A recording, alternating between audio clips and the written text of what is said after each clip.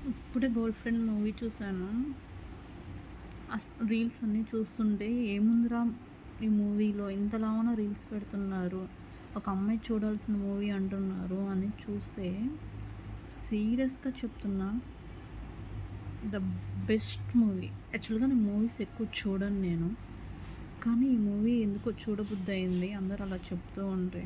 ఒక అమ్మాయిని రిలేషన్‌షిప్‌లో ఇంతలా బ్లాక్‌మెయిల్ చేస్తున్న అమ్మాయి డేర్ చేసి తన గురించి స్టాండ్ తీసుకొని అబ్బా!